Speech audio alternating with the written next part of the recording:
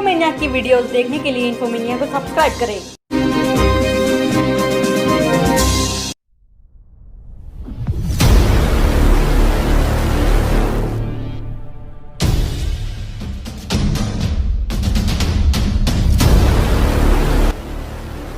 लद्दाख के पैंगोंग लेक के दक्षिण किनारे से लगे इलाके में भारत के स्पेशल फ्रंटियर फोर्स की विकास रेजिमेंट की कंपनी लीडर नीमा तेजीन का शनिवार रात एक सैनिक अभ्यास के दौरान मौत हो गई।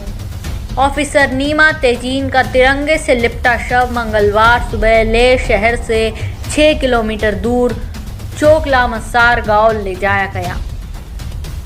तिब्बत की निर्वासित संसद की सदस्य नामडोल लाग्यारी के मुताबिक यहां पर तिब्बती बौद्ध परंपराओं के मुताबिक उनके अंतिम संस्कार की तैयारी जारी है। नामडोल लाग्यारी के अनुसार कभी स्वतंत्र मुल्क लेकिन अब चीन के क्षेत्र तिब्बत के नीमा तेजीन भारत के स्पेशल फ्रंटियर फोर्स यानी एसएफएफ की विकास रेजिमेंट में कंपनी लीडर थे और 2 दिन पहले भारतीय टुकड़ी और चीनी पीपल्स लिबरेशन आर्मी के बीच पैंगोंग झील क्षेत्र में हुई भिड़ंत में उनकी जान चली गई। शनिवार की घटना में एसएफएफ के एक अन्य सदस्य घायल हो गए।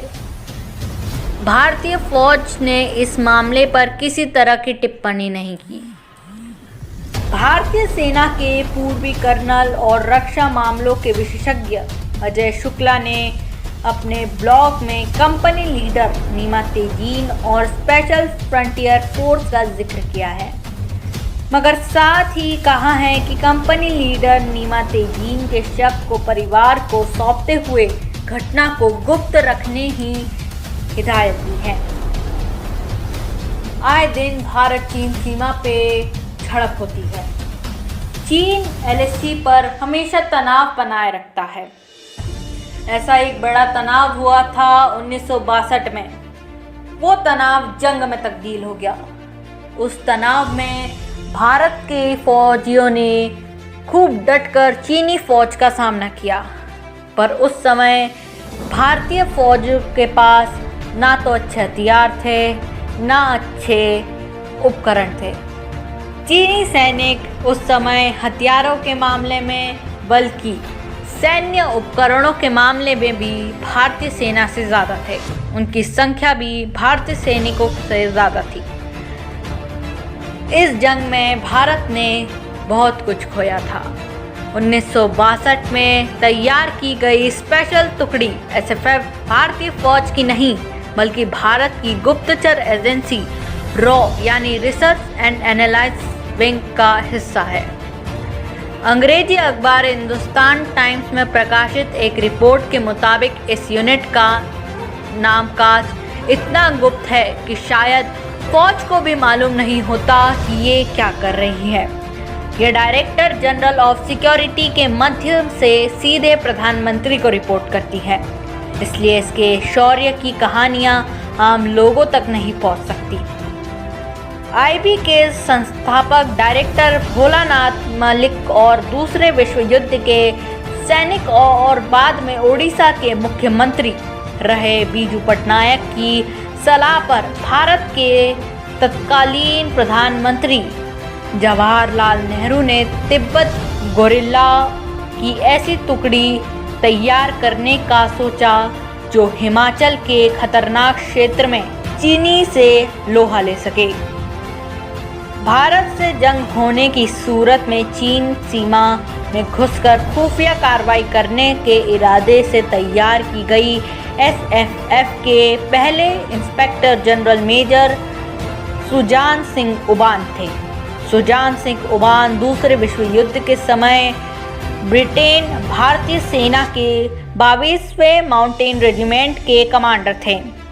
इस वजह से कुछ लोग एसएफएफ को एस्टैब्लिशमेंट 22 के नाम से जानते हैं।